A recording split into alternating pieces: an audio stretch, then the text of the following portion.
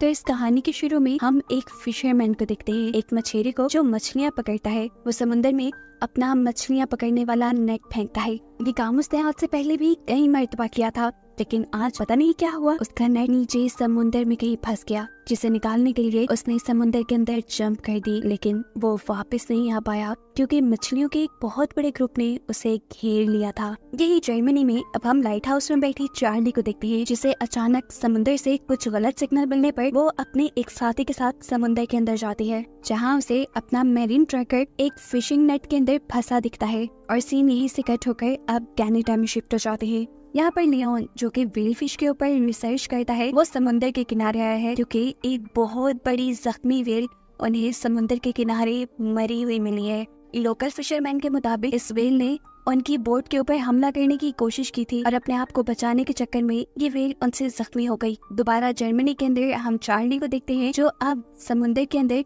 एक नया marine tracker लगा रही है ताकि वहाँ रहने वाले सभी जानवरों के ऊपर वो नजर रखे और उनके बारे में जानकारी हासिल कर सके। यहाँ कनाडा में लियोन व्हेल्स के एबनॉर्मल बिहेवियर को ट्रेस करता है और इसके बारे में अपनी दोस्त को भी बताता है, जो कि टूरिस्ट को समुद्र की सैर करवाती थी और व्हेल्स दिखाती थी। लेकिन अब देर हो चुकी थी, वो टूरिस्ट वाली बोट समुद्र के दरमियान ले जा चुकी थी। लियोन भी अपनी बोट लेकर समुद्र के दरमियान जाता है और दो व्हेल्स को नोटिस करता है। सारे टूरिस्ट भी उनके सामने मौजूद व्हेल की जंप्स को एंजॉय कर रहे थे, लेकिन अगले ही पल उस व्हेल ने अजीबोगरीब तरीके से उस बोट के ऊपर ऐसा हिट किया कि वो दो हिस्सों में टूट गई और सभी टूरिस्ट पानी के अंदर चले गए। लियोन, जो इन लोगों को इस बारे में पहले से ही इन्फॉर्म करना चाहता था, वो तेजी से इन लोगों की तरफ बढ़ता है और इन्हें रेस्क्यू करने लग जाता है, लेकिन इस सब में वो अपनी दोस्त को नहीं बचा पाया। सीन यहीं से कट होकर एक फ्रेंच रेस्टोरेंट पे शिफ्ट होते हैं, जहाँ पर सी फूड को बनाया जा रहा था। एक शेफ बहुत ही महारत से एक क्रैब को काटने की कोशिश करता है, तभी उसके अंदर से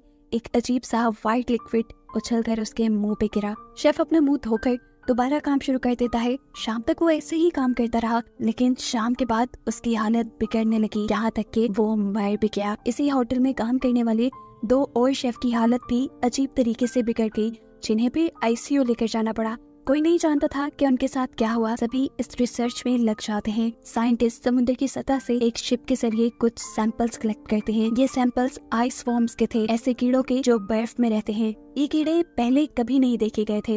लैब में जब इन कीड़ों की जांच की जाती है तो पता चलता है कि इनके जॉ भी हैं और ये आम कीड़ों से कई ज्यादा बच्चे पैदा करने की सलाहियत रखते हैं। यहाँ हम देखते हैं कि लियोन एक फिशरमैन से मिला है, जिसने खुद व्हेल के बोट पर अटैक करने वाले इंसिडेंट को देखा था। वो लियोन और पुलिस को बताता है कि सिर्फ उसी बोट को नहीं, पिछले दिन उसने ऐसे कई हादसे देखे हैं जिसमें बहुत सारी बड़ी बड़ी व्हेल्स बोट के ऊपर हमला कर रही थी।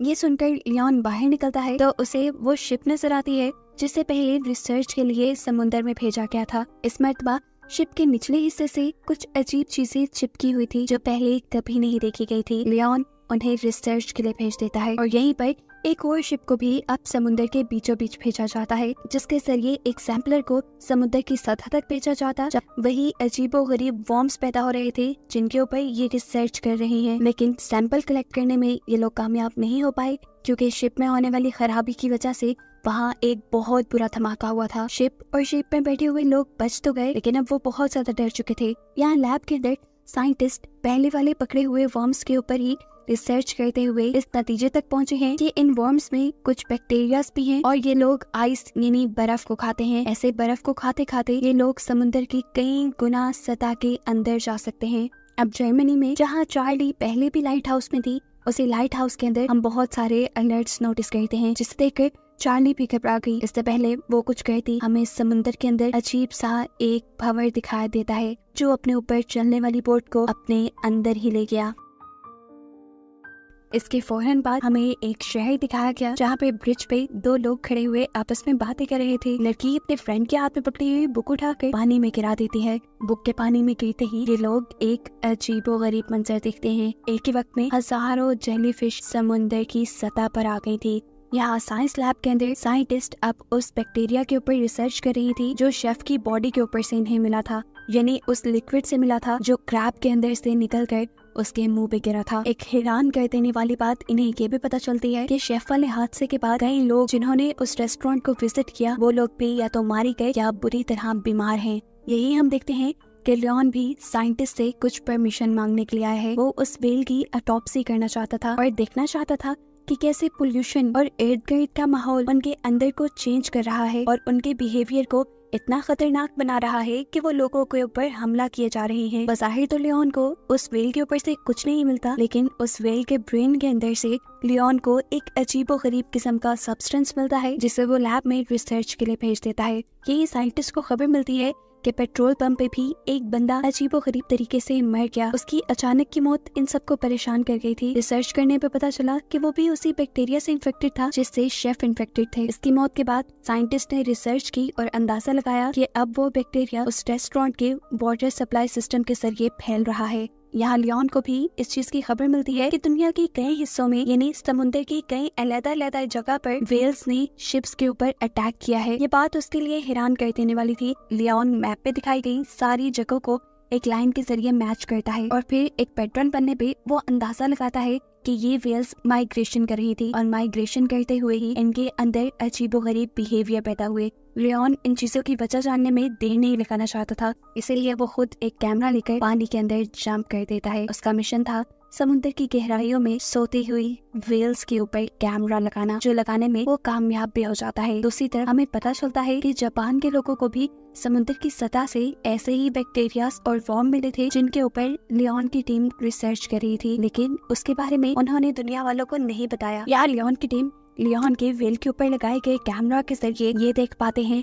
कि समुद्र की गहराई में एक ऑयल कंपनी ने बहुत बड़ा गड्ढा कर दिया था। वो लोग यहाँ से ऑयल निकालना चाहते थे, लेकिन इस चक्कर में उन्होंने समुद्र की सतह को बर्बाद कर दिया। सुबह होने पर अब एक और अजीब वाकया होता है। दुनिया के कई हिस्सों में समुद्र के किनारों पर एक बड़ी तादाद में क्रैब्स का झुंड आ गया है, जिनमें से कई क्रैब्स को लेबोरेटरी में टेस्ट करने के लिए लाया गया है। इन क्रैब्स के अंदर वही बैक्टीरिया मौजूद था जिससे वो शेफ इन्फेक्टेड हुआ था।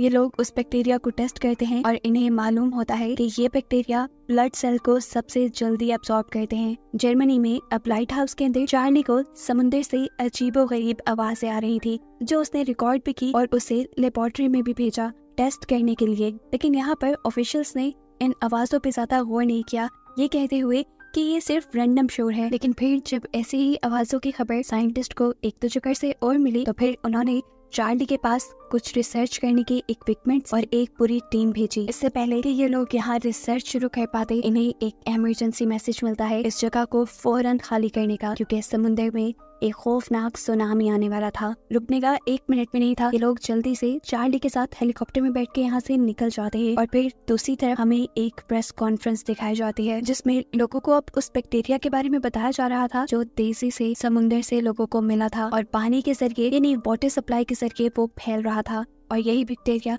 इंसानों को भी इन्फेक्टेड करके मारने की सलाहियत रखता है। यही बात लियोन भी जाकर वहाँ पे मौजूद सभी फिशरमैन्स को बताता है और कहता है कि जितना जल्दी हो सके तुम समुद्र को छोड़ दो, समुद्र में आया हुआ बैक्टीरिया इंसानों को मार रहा है। लेकिन फिशरमैन ये कहते हुए उसकी बात मानने से इनकार कर देते हैं कि हम हमेशा समुद्र में ही रहे हैं, ये साहिल ही हमारी दुनिया है, हम जमीन पे नहीं जाएंगे।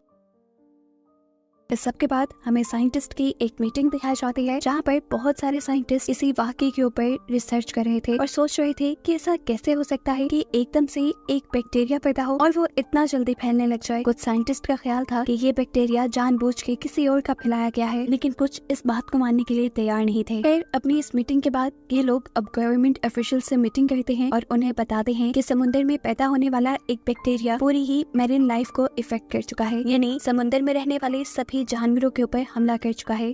जानवर तो इससे नहीं मर रहे, लेकिन जब वही जानवर इंसान खाते हैं तो वो बैक्टीरिया इंसानों को भी इन्फेक्टेड करने लगा है। सारे ही गवर्नमेंट ऑफिशियल इस चीज को इतना ज्यादा बॉदर नहीं करते और साइंटिस्ट से कहते हैं कि आप लोगों को हमने प्रॉब्लम के सॉल्यूशंस निकालने के लिए रखा है, प्रॉब्लम्स बताने के लिए नहीं। जिसके बाद अब ये लोग दुनिया की एक बहुत बड़ी साइंटिस्ट से मिलते हैं। वो साइंटिस्ट इन लोगों की पूरी रिपोर्ट पढ़ती है और रिपोर्ट पे मौजूद रिकॉर्डिंग्स भी गौर से सुनती है और बताती है कि रिकॉर्डिंग्स कोई आम शोर नहीं है। उसे लग रहा था कि ये सारी आवाजें किसी ऐसी दुनिया से आ रही हैं जिसके बारे में हम लोग नहीं जानते। उसकी ये बात सुनकर बाकी सब साइंटिस्ट भी हैरान हो जाते हैं। तब वो साइंटिस्ट बताती है कि अंटार्कटिका में मेरी अपनी टीम ने ऐसे ही कुछ सिग्नल्स को कैप्चर किया था। इस साइंटिस्ट के अलावा एक जापानीज ऑफिशियल भी इन लोगों की ये रिपोर्ट ध्यान से पढ़ता है और उसे भी ये सब जानने के बाद लग रहा था कि वो आवाजें कोई आम आवाजें नहीं है, बल्कि दुनिया पे आने वाले एक बहुत बड़े खतरे का अलार्म है। वो सब लोगों को ये बताता है कि साइंटिस्ट का ये एक्सपेरिमेंट दुनिया को एक बहुत बड़े खतरे से बचा सकता है।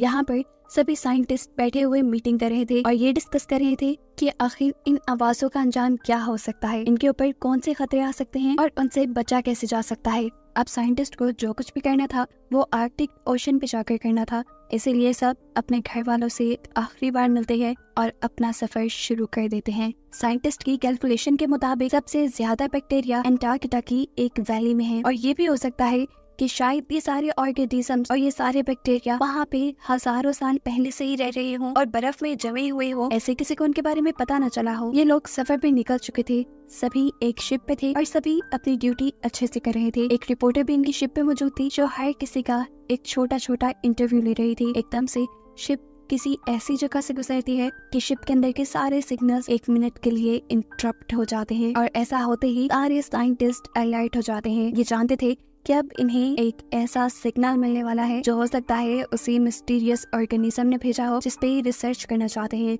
इन्हें फाइनली समुद्र की सतह से कुछ सिग्नल्स भी रिसीव हो जाते हैं जिसके अंदर साइंटिस्ट एक बच्चे के रोने की रिकॉर्डिंग लगाकर उन्हीं सिग्नल्स को जमीन की सतह के अंदर वापस भेजते हैं। ये करने का मकसद उनका सिर्फ ये जानना था कि अगर समुद्र की सतह में कोई ऐसी स्पीशी रह रही है जो उनसे बात करना चाह रही है या वहाँ पर कोई दूसरी दुनिया बसती है तो वहाँ के लोग उनसे कम्युनिकेट कर पाए, बात कर पाए। खाली सिग्नल्स पर ये लोग डिपेंड नहीं कर सकते थे। चार्ली और इनका एक और कलीग एक वाटर कैप्सूल में बैठकर समुद्र की सतह पर हर चीज चेक करने के लिए जाते हैं। वहाँ जाते ही इनके साथ अजीब होता है, इनके कनेक्शन बोर्ड से खत्म होने लगते हैं, इनका ऑक्सीजन का लेवल बहुत ज्यादा गिर जाता है और इनके कैप्सूल के अंदर भी अजीबोगरीब फंक्शनिंग शुरू हो जाती है। चार्ली का साथी फौरन इस कैप्सूल को वापस ऊपर ले जाने की कोशिश करता है, लेकिन चार्ली ऐसा नहीं चाहती थी।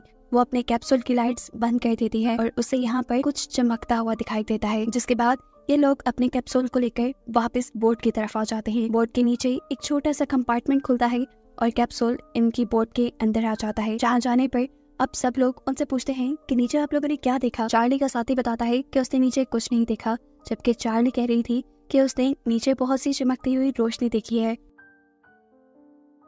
अभी ये लोग ये बातें ही कर रहे थे कि इतनी ही देर में इनको समुद्र की गहराई से और सिग्नल्स रिसीव होते हैं जो बच्चे के रोने वाली आवाजों का जवाब था। यानी साफ जाहिर था कि नीचे अगर कोई क्रिएचर या स्पीशी है वो उनसे बात करने लगी है। वापस आने वाले सिग्नल भी बच्चे के रोने की आवाजों के ही थे, लेकिन उनके अंदर बहुत सारी चेंजेस थे और साइंटिस्ट के मुताबिक इसका मतलब है कि वो बैक्टीरिया इंसानों को समझ पा रहे हैं और उन्होंने ही ऑल्टर करके यानी तब्दील करके ये मैसेज, ये सिग्नल उन तक पहुंचाया है। अब शिप के अंदर बने हुए ही पूल के अंदर का सीन दिखाया जाता है जिसके पास चार्ली का वाटर कैप्सूल भी रखा था। यहीं पर वो जर्नलिस्ट भी थी और इधर की सारी चीजों को रिकॉर्ड कर रही थी। एकदम से उसे पूल के अंदर बहुत सी रोशनियां दिखाई देती हैं और फिर वो पूल के अंदर ही गिर जाती है। जैसे ही साइंटिस्ट ये चीज देखते हैं तो वो फौरन इस लड़की को रेस्क्यू करते हैं और फिर टेस्ट करने में पता चलता है कि वो लड़की भी उसी बैक्टीरिया से इन्फेक्टेड हो गई है।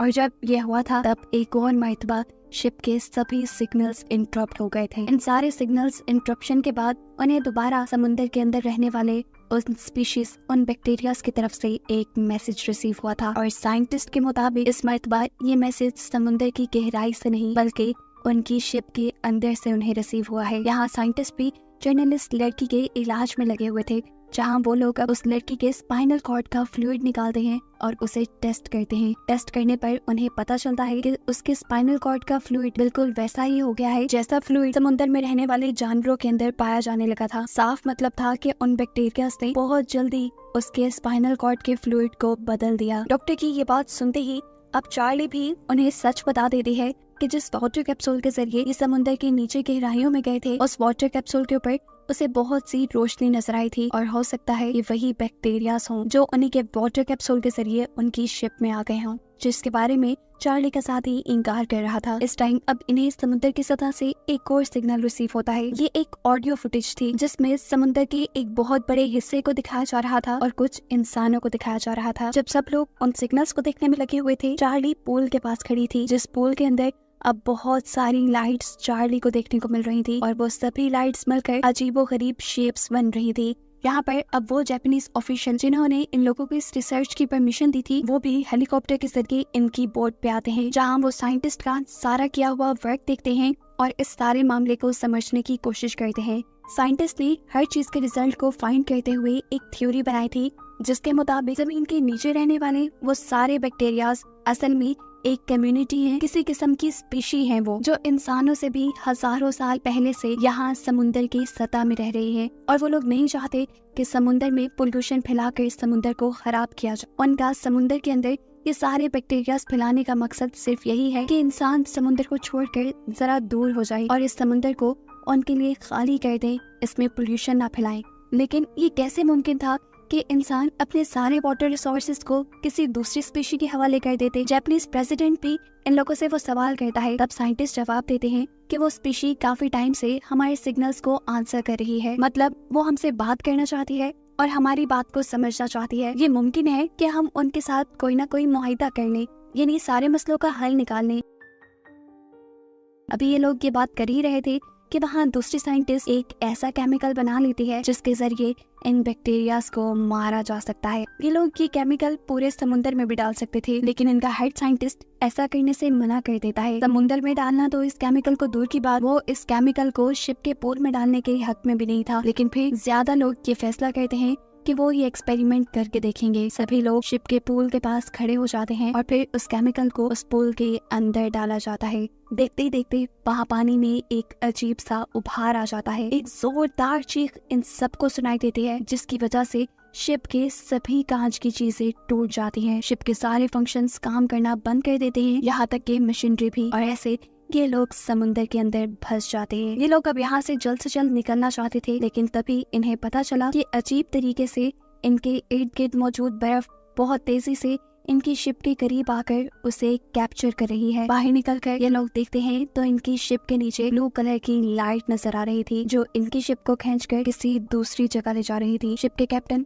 घबरा कर शिप का इंजन ऑन करने की बात करते हैं, लेकिन इंजन अब ऑन नहीं हो रहा था। वो ये बात समझ गए थे कि पहले जब इंसानों ने पोल्यूशन फैलाया तब इन स्पीशीज ने पानी में इन्फेक्शन फैलाकर इन्हें सिर्फ वार्न किया था कि ऐसा उन्हें नहीं करना चाहिए। लेकिन अब जब जानबूझकर इन साइंटिस्ट ने उन स्पीशीज को मारने की कोशिश की थी, तो अब वो उनसे बदला लेने वाले थे। पानी में नजर आने वाला ये ग्लो वो स्पीशीज है जिन्हें इन साइंटिस्ट ने ऑयल का नाम दिया था, जो अब शिप को इंसानों के कंट्रोल से बाहर करके कहीं दूर ले जा रही थी। यहाँ पर जापानीज प्रेसिडेंट हेड साइंटिस्ट से पूछते हैं कि हम पूरे समुद्र के अंदर वो केमिकल क्यों नहीं डाल सकते कि ये स्पीशी और मर जाए। तो ये साइंटिस्ट जवाब देते हैं कि अगर पूरी दुनिया की भी मैन्युफैक्चरिंग कंपनीज उस केमिकल को बनाने में लग जाए, तब भी इतना केमिकल नहीं बनाया जा सकता कि समुद्र में मौजूद इस अर्थ स्पीशी को मारा जा सके। इनके पास अब इंसानों को बचाने का सिर्फ एक ही सोल्यूशन रह गया था कि ये लोग स्पीशी अर्थ की बात मानने लग जाएं। चार्ली अब जल्दी से उस जर्नलिस्ट की बॉडी को लेकर आती है जिसको इस अर्थ स्पीशीज ने इन्फेक्टेड कर दिया था। वो लोग इस बॉडी को पानी में फेंक देते हैं उन स्पीशीज को ये बताने के लिए कि अब वो उसकी हर बात मानने को तैयार हैं, क्योंकि शिप के अंदर के सिग्नल्स तो काम नहीं कर रहे थे। जिस वाटर कैप्सूल के जरिए ये लोग उस जर्नलिस्ट को पानी के अंदर भेज रहे थे, उसी वाटर कैप्सूल में